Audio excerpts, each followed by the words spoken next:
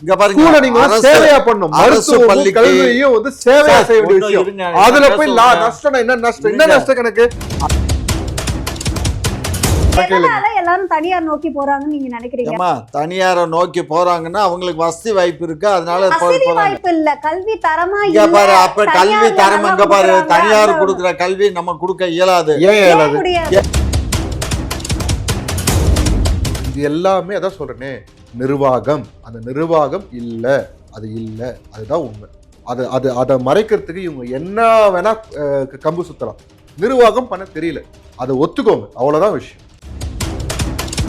நாங்க highest rate 7.5% கொடுத்துட்டோம், அதனால இன்னொரு 2.5 எல்லாம் வாயிலே வர சொல்றது. அதெல்லாம் நாங்க எதுவுமே செஞ்சது கிடையாது. பேர் என்ன? டயலாக் இல்லாம என்னது? ஸ்டாலின் தான் வராருன்றது பேர் என்ன? நலம் காக்கும் ஸ்டாலின், அது பேர் என்ன? அதெல்லாம் டயலாக் தானே, எல்லாம் சினிமா தரமா தான் எடுத்துட்டு போறீங்க. போட்டோ ஷூட் எடுத்து போடுறீங்களா? ஒரு 5 வருஷம் தாங்கணும், இல்ல மிஞ்சி போனா ஒரு 3 வருஷமா தாங்கணுங்க. நம்மளோட கிளைமேட் கண்டிஷன்ஸ்க்காக 3 வருஷம் கூட தாங்காது. ஒரு மழை தான். இந்த வாட்டி போட்டாங்கன்னா அடுத்த மழைக்கு அது காலி. அப்படிதான் இருக்கு. நிர்வாகம் பண்ண தெரியவில்லை. ரேஷன் கடைக்கு இந்த அரிசி எங்க இருந்து வருது? ரேஷன் கடை எங்க இருந்து வருது? எங்க அரசு குடோன்ல இருந்து. அரசு குடோனுக்கு எங்க வருது? அரசு குடோனுக்கு எங்க இருந்து வருது? எங்க இருந்து கொள்முதல் பண்றதுதான். எங்க இருந்து கொள்முதல் பண்றாங்க? விவசாயிட்ட இருந்து கொள்முதல் பண்றதுதான். நான் இது சொல்றதுக்குள்ள உங்களுக்கே தெரியும் மிச்ச பதில்.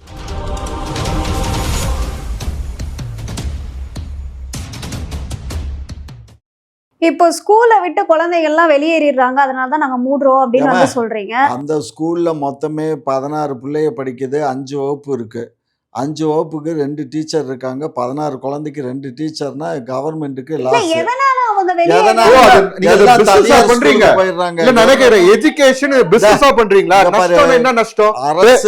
லாபத்துல செய்ய வேண்டிய போக்குவரத்து துறைங்க, அதுவே பெரிய தப்பு.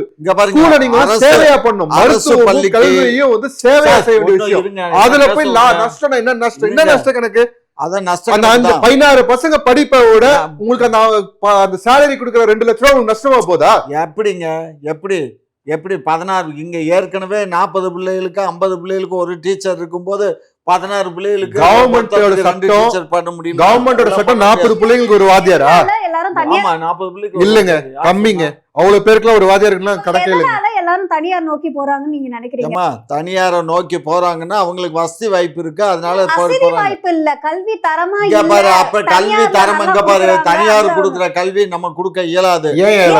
ஏன் முடியாதுன்னா அந்த டீச்சர்ஸ் இருக்கா. தனியார்ல ஒரு வாத்தியாருக்கு 15,000 சம்பளம் கொடுக்குறாங்க, சம்பளம் வாங்குறாங்க, சம்பளம் கொடுக்குறாங்க. அந்த இவங்களுக்கு திறமை இருக்குன்னா வேற லெவல் திறமை. இந்த என்ட்ரன்ஸ் கோச்சிங்லாம் நடத்துறாங்களா, அதெல்லாம் யார் நடத்துறாங்கன்னா இந்த அரசாங்க வாத்தியாருங்க தான் வந்து எடுக்கிறாங்க. இவங்களுக்குலாம் திறமை நிறையவே இருக்குது.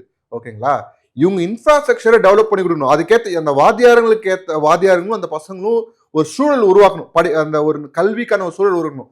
அதை இவங்க செய்ய மாட்டாங்க. ஓகேங்களா? 5 வருஷத்துக்கு ஒரு தடவை ஒரு கான்ட்ராக்டா காம்பவுண்ட் வால் கட்டுறதுக்கு, பாத்ரூம் கட்டுறதுக்கு கொடுக்குறீங்களே, அதை மெயின்டைன் பண்ணுறதுக்கு என்ன செய்கிறீங்கன்னு இருக்குது. சரிங்களா? சில இடத்துல வந்து ஸ்கூல் பசங்க செய்கிறாங்கன்னு சொல்லிட்டு அப்பப்போ நியூஸ் வேறு வரும். அதை நீங்கள் ஒரு ஆக்டிவிட்டியாகவே செய்யணுன்னா கூட நான் அதை வரவேற்பேன்.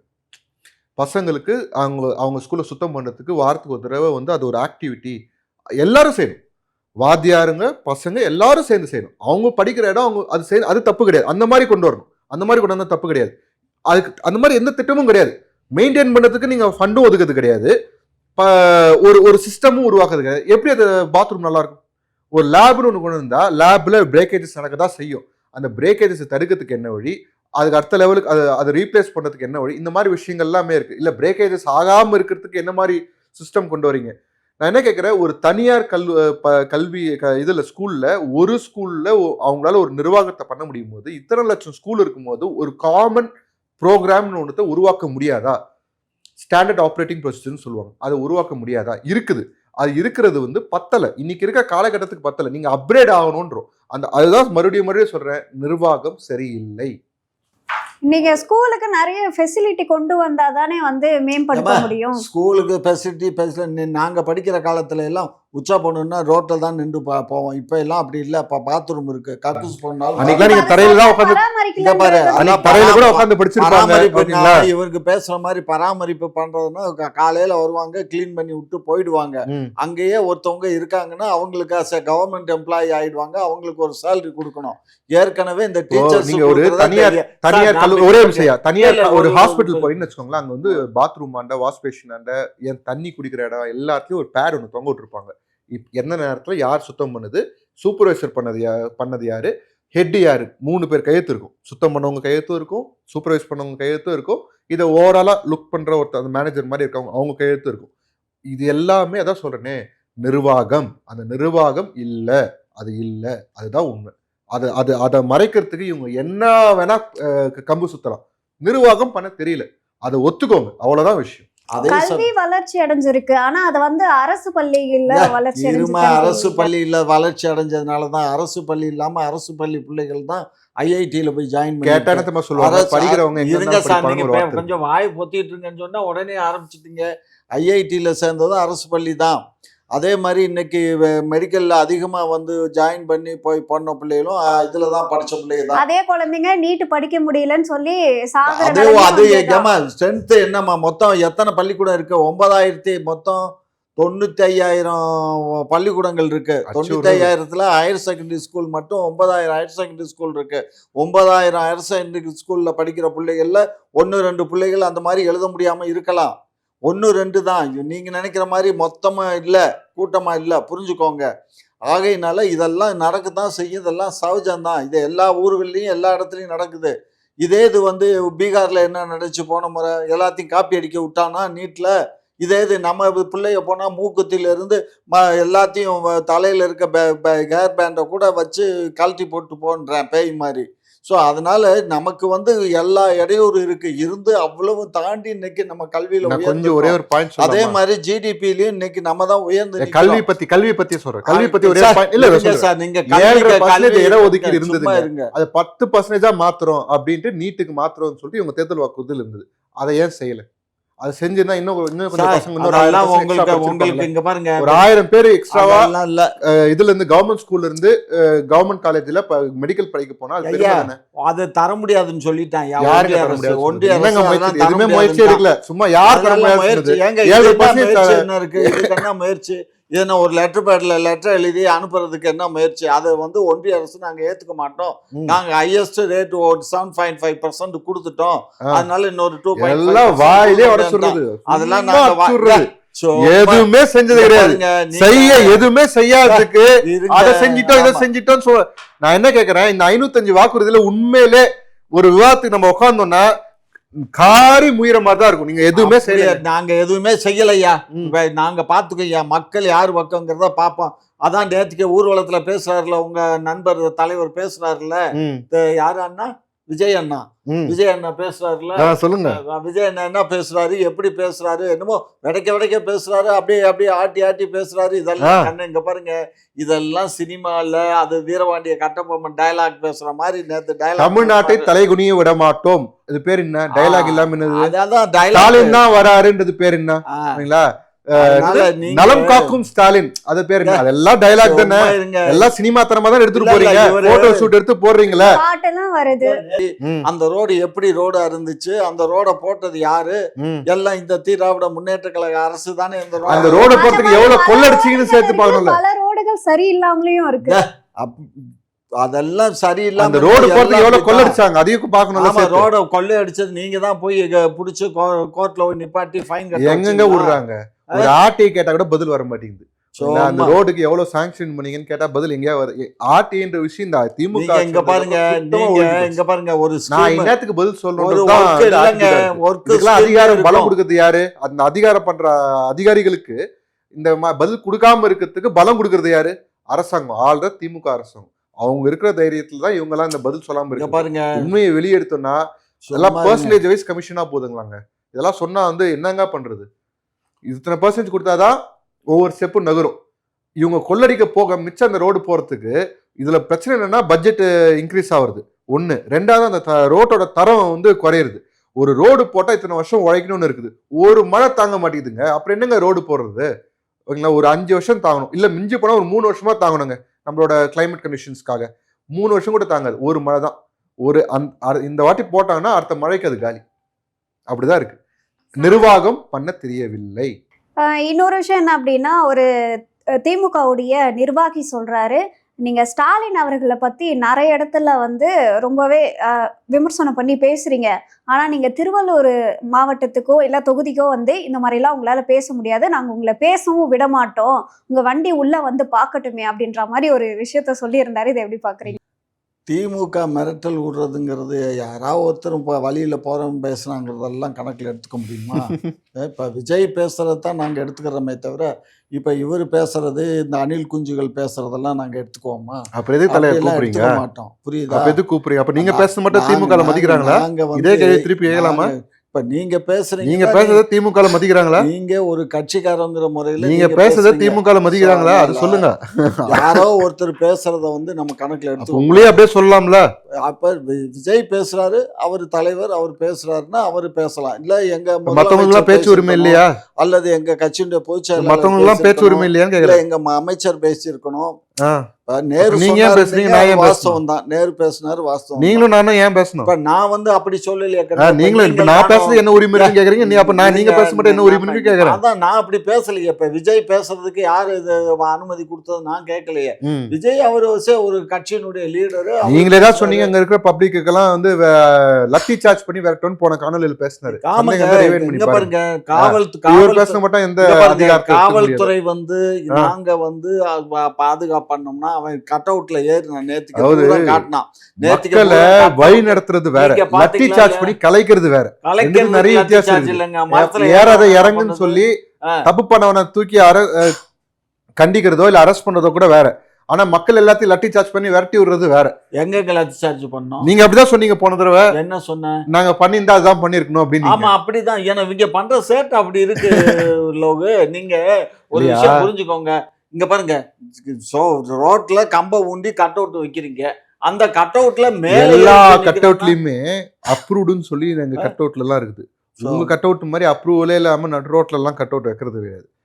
கார்பரேஷன் அப்ரூவல் வாங்காம எங்கேயுமே கட் அவுட், கார்பரேஷனையும் சரி போலீஸ் கிட்டையும் சரி 2 பேர்ட்டையும் அப்ரூவல் வாங்கிதான் அந்த கட் அவுட்லயே பேனர்லயே போட்டிருக்கோம். அப்ரூவ்டு டேட்னு சொல்லி போட்டு தான் அதை போடுவோம். உங்களை மாதிரி பர்மிஷன் இல்லாமலாம் நாங்க பண்றது கிடையாது. பர்மிஷன் இல்லாம பண்றவங்க வேணா வந்து அந்த மாதிரி லட்டி சார்ஜ் பண்ணி விரட்டலாம். ஓகேங்களா? நாங்க பண்றோம். தைரியம் தான் அதை செஞ்சு பாருங்க.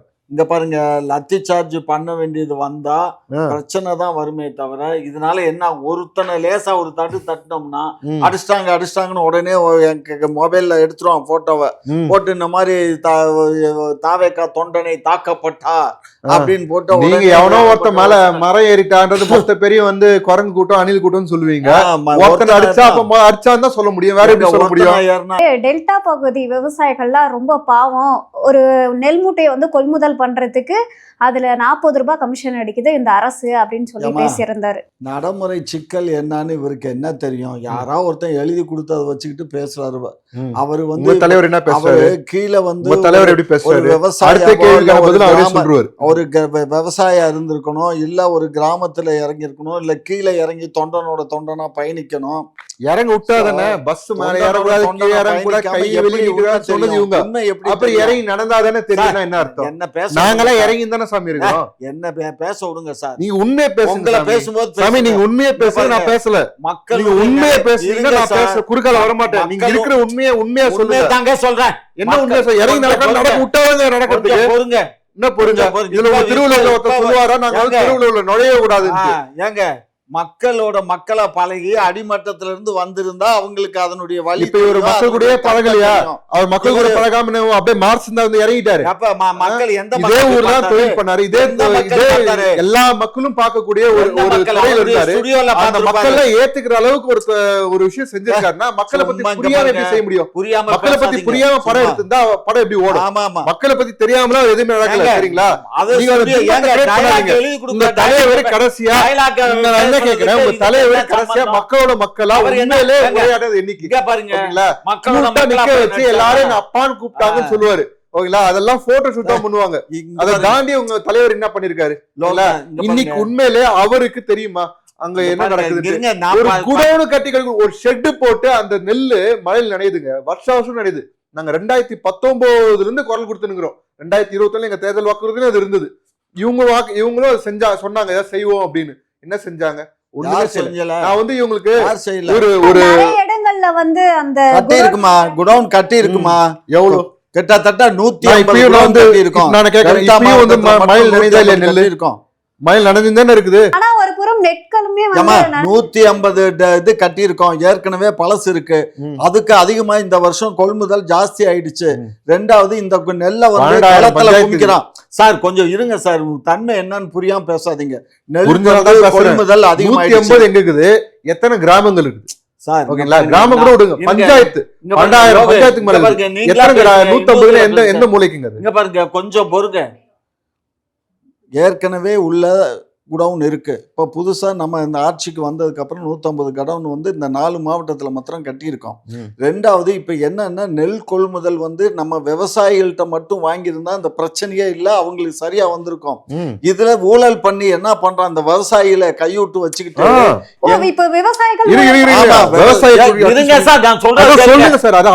விவசாயி என்ன செய்யறான், அவனுடைய பட்டாவையும் அவனுடைய இதையும் வச்சுக்கிட்டு வெளி மாநிலங்கள்ல இருந்து நெல்லை கொள்முதல் பண்ணி கொண்டு வந்து குறைந்த விலைக்கு அங்க இருந்து வாங்கிட்டு வந்து இங்க அரசாங்கத்தினுடைய கொள்முதல் நிலையத்துல விக்கிறான். உங்க அரசியல்வாதிங்க இத செய்யறாங்க, விக்கிறதுனால விவசாயிங்க மேல இப்படி பழிய போடாதீங்க. நான் பேசுறேன், விவசாயிங்க மேல இப்படி பழிய போடாதீங்க. அதுக்கப்புறம் நீங்க பேசுங்க. இப்ப தயவு செஞ்சு நிப்பாட்டுங்க, உண்மையை நான் சொல்ல விடுங்க. இதுதான் இப்ப நடந்துகிட்டு இருக்கு. அதைத்தான் நாங்க வந்து கடுமையா கண்டிக்கிறோம். புரியுதா? இத வந்து யாரெல்லாம் பண்றான், கட்சிக்காரன் பண்ணானும் தப்பு தான். அவனு ஏதாவது கட்சிக்காரன் இருக்கானான்னு சொல்லி அதையும் நாங்க விசாரிச்சுட்டோம்.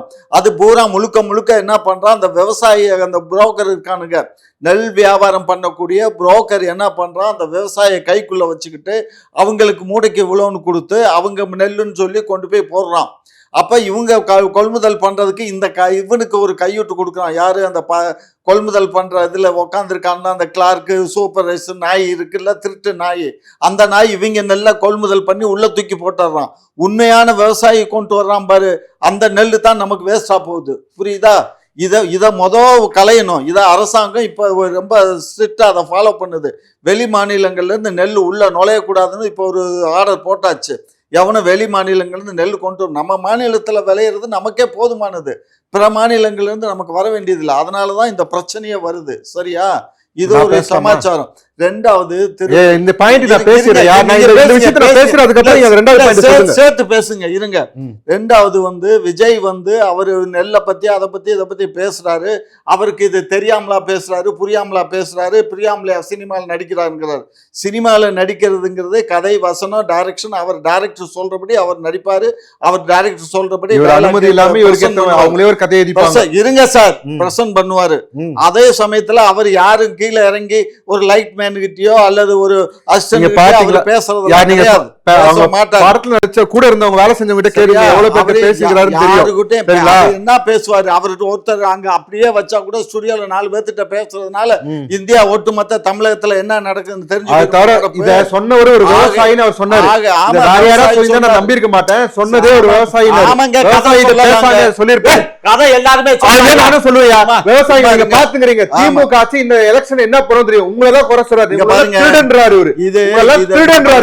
என்னன்னு கேளுங்க. அவருங்களா 2500 ரூபாய் கிரேட் ஏக்கு குடுக்குற விலை ஓகேங்களா, 2500 ரூபாய் கிட்ட குடுக்குறாங்க ஓகேங்களா. கிரேட் ஏக்கு இவங்க வெயில் மாநிலத்துல அதை வாங்கி யாரு?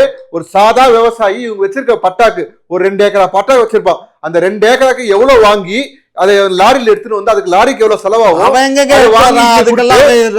காசு தர மாட்டாங்க. உடனே எல்லாம் போய் கொடுத்தோடனே காசு கொடுத்துட மாட்டாங்க. அது எடுத்துக்கிறதுக்கு காசு தரணும். எல்லாத்துக்கும் இவங்க ஊழல் பண்ணுவாங்க. எல்லாத்தையும் ஊழல் பண்ணி காசு எப்பயோ கொடுப்பாங்க. ஒரு வருஷம் கழிச்சு கொடுக்குறாங்களோ எப்பயோ. ராணிப்பேட்டையில போட்டவங்க இன்னும் காசே கொடுக்கல.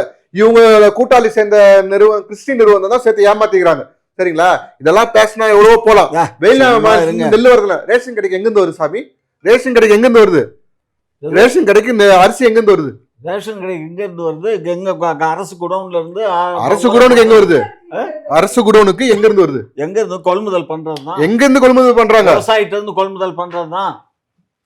நான் இது சொல்றதுல உங்களுக்கே தெரியும் மிச்ச பதில். ஏங்க விவசாயி கொள்முதல் பண்ற எந்த ஒரு விவசாயி?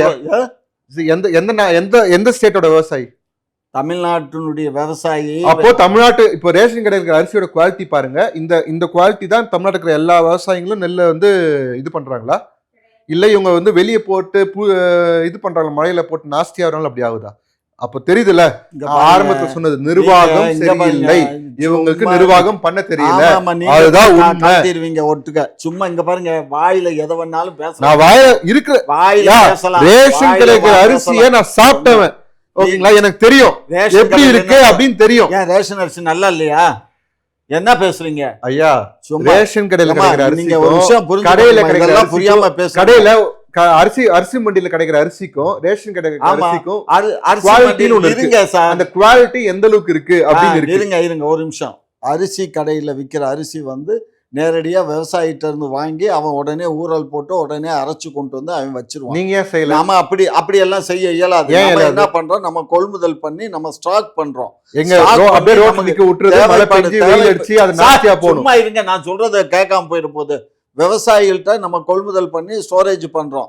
ஸ்டோரேஜ் பண்ணும்போது ஈரப்பதம் இத்தனை % தான் இருக்கணும்னு சொல்றோம். அதுல தெரிஞ்சும் தெரியாமலும் ஈரப்பதம் அதிகமா உள்ளதும் வாங்கி போட்டுடுறோம். அப்ப என்ன ஆகுதுன்னா, அது லேசா மக்கள் வாட வரத்தான் செய்யும். அதை திரும்ப நம்ம அரைச்சு இது பண்ணும்போது பழுப்பு நிறத்துல அந்த அரிசி மாறும். ஆனா இப்ப நம்ம தமிழ்நாட்டுல இப்ப கொடுக்கக்கூடிய அரிசி இந்த அரிசி கொடுக்கல. ஏன்னா அந்த பழுப்பு நிறமானதை பூராமே நம்ம வெளி மாநிலங்களுக்கு நம்ம சீப்பஸ்ட் ரேட்டுக்கு அதை சேல் பண்ணிட்டு இருக்கோம். இப்ப நமக்கு வந்து கிரேட் 1 இருக்கக்கூடிய நெல்லை மாத்திரம் கொள்முதல் பண்ணி அதுல இருந்து தான் தர்றோம். ஒரு மாதிரி மக்கி போன கலர்ல தான் அது இருக்கு. அது நீ பாத்தியா? ஆமா, இப்போ நாங்க வந்து நாங்களுமே ரேஷன் கடையில அரிசி வாங்கியிருக்கோம் கோழிக்காக. அது பார்த்தா அப்படிதான் அது நீங்க அது வாங்கும் போதே கோழிக்காக வாங்கினாக்கா மனுஷன் திங்கிறது. நான் என்ன கேக்குறேன், இவர் தான் கொஞ்ச நேரத்துக்கு முன்னாடி சொன்னாரு இங்க இருக்கிற விவசாயிகிட்ட வாங்கி தான் நாங்க ரேஷன் கடையில கொடுக்குறோம். இப்ப இவரே என்ன சொன்னாரு, அதை நாங்க வெளிமாநிலத்துல ரேட்டு கம்மியா வித்துறோம் அப்படின்னு. அப்ப நீங்க எங்க இருந்து வாங்குறீங்க? நீங்களும் வெளிமாநிலத்துல தானே வாங்குறீங்க. ஃபர்ஸ்ட் மொதல் பாயிண்ட், அது வேணும்னே குவாலிட்டியை லோ பண்றாங்கன்றதான் மொதல் பாயிண்ட். ஓகேங்களா? ஒரு கரும்புக்கு கட்டிங் ஆர்டர் கொடுப்பாங்க, உங்களுக்கு தெரிஞ்சிருக்கும், விவசாயம் பண்றவங்களுக்கு தெரிஞ்சிருக்கும். இன்னாருக்கு இந்த மில்லுல இப்போ வந்து ஸ்கெடியூல் இப்பதான் கட்டிங் ஆர்டர். ஒரே நிமிஷம், ஒரே நிமிஷம். அது வந்து நடு